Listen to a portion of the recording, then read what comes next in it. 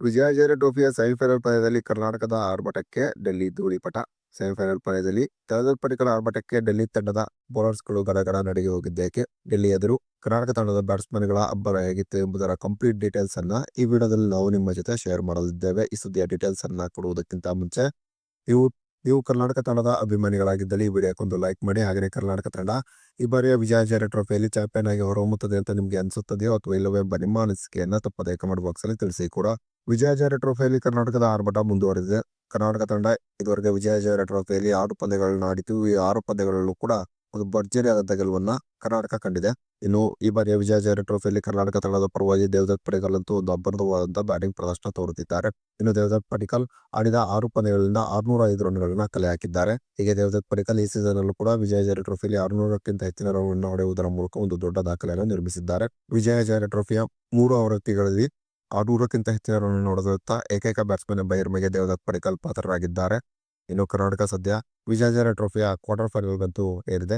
ಇನ್ನು quarter final ಅಲ್ಲಿ ಖಂಡಿತವಾಗಿಯೂ ಕರ್ನಾಟಕ ತಂಡ ಗೆಲುವನ್ನು ಸಾಧಿಸಲಿದೆ ಎಂಬ ದೊಡ್ಡ ನಿರೀಕ್ಷೆಯಲ್ಲಿ ಕರ್ನಾಟಕದ ಅಭಿಮಾನಿಗಳಿದ್ದಾರೆ.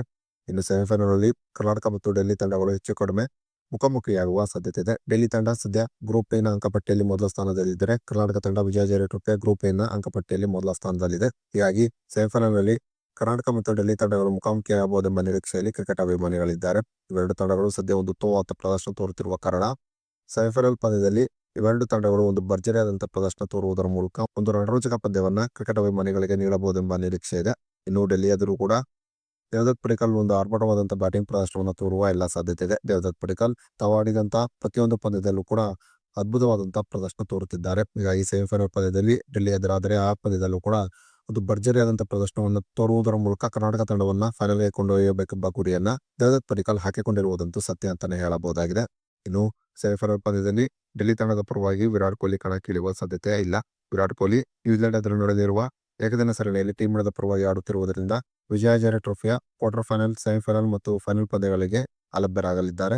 ಇನ್ನು ವಿರಾಟ್ ಕೊಹ್ಲಿ ಅನುಪಸ್ಥಿತಿಯಲ್ಲಿ ಖಂಡಿತವಾಗಿಯೂ ಕರ್ನಾಟಕದ ಬ್ಯಾಟ್ಸ್ಮನ್ಗಳು ಡೆಲ್ಲಿಯ ಬೌಲರ್ಸ್ಗಳೆದುರು ಒಂದು ಆರ್ಭಟವಾದಂತಹ ಬ್ಯಾಟಿಂಗ್ ಪ್ರದರ್ಶನವನ್ನು ತೋರುವುದರ ಮೂಲಕ ಡೆಲ್ಲಿ ತಂಡವನ್ನ ಬಗ್ಗು ಬಡಿಯುವ ದೊಡ್ಡ ವಿಶ್ವಾಸದಲ್ಲಿ ಕರ್ನಾಟಕ ತಂಡ ಇದೆ ಅಂತಾನೆ ಹೇಳಬಹುದಾಗಿದೆ. ಇನ್ನು ಕರ್ನಾಟಕ ಮತ್ತು ಡೆಲ್ಲಿ ತಂಡಗಳು ವಿಜಯಹಜಾರೆ ಟ್ರೋಫಿಯ ಸೆಮಿಫೈನಲ್ ನಲ್ಲಿ ಮುಖಾಮುಖಿಯಾದರೆ ಆಗ ಡೆಲ್ಲಿ ತಂಡವನ್ನ ಕರ್ನಾಟಕ ಬಗ್ಗು ಬಡಿಯುತ್ತದೆ ಅಂತ ನಿಮಗೆ ಅನಿಸುತ್ತದೆಯೋ ಅಥವಾ ಇಲ್ಲವೇ ಎಂಬ ನಿಮ್ಮ ಅನಿಸಿಕೆಯನ್ನ ತಪ್ಪದೇ ಕಮೆಂಟ್ ಬಾಕ್ಸ್ ಅಲ್ಲಿ ತಿಳಿಸಿ.